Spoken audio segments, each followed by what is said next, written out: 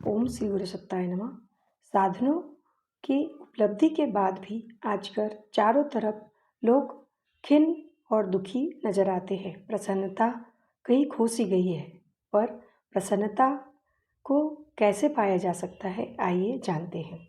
जीवन में बालक से लेकर बूढ़े तक सभी प्रसन्नता चाहते हैं और उसे पाने का प्रयत्न करते हैं। ऐसा करना भी चाहिए, क्योंकि प्रसन्नता जीवन का चरम लक्ष्य भी है। यदि मनुष्य जीवन में प्रसन्नता का नितांत अभाव हो जाए तो उसका कुछ समय चल सकना भी असंभव समझना चाहिए।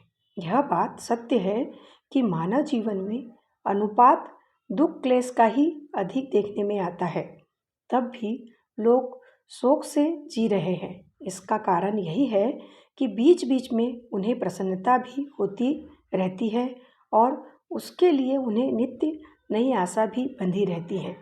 प्रसन्नता जीवन के लिए संजीवनी तत्व है।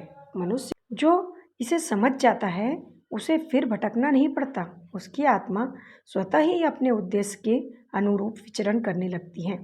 मनुष्य की प्रतिभा के विकास में इससे बड़ी कोई पूंजी नहीं कि उसने आत्मनिर्भर होना सीख लिया है। उसे अब कोई भी परिस्थिति अपने स्वरूप के अनुकूल बरतने से रोक नहीं सकती। उसका जीवन हर प्रकार के विषयों से मुक्त हुआ अपनी आदर्श स्थिति को प्राप्त करता है।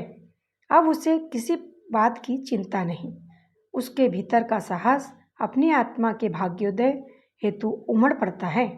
जब तक मनुष्य इस संसार के ही जंजाल में फंसा रहेगा, उसे वास्तविक जीवन पथ दृष्टिगोचर न हो सकेगा।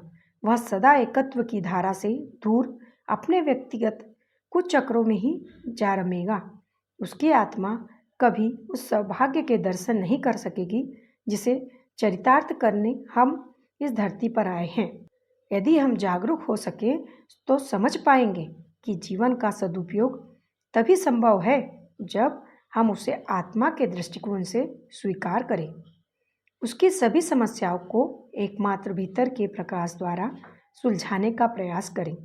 जब आप ऐसा करने लगेंगे तो आपकी आत्मा बंधनों से मुक्त हो अपने उज्जवल दिशा क्रम को प्राप्त करेगी। यही अकेले चलने का अर्थ है। पंडित श्री राम शर्मा आचार्य। धन्यवाद।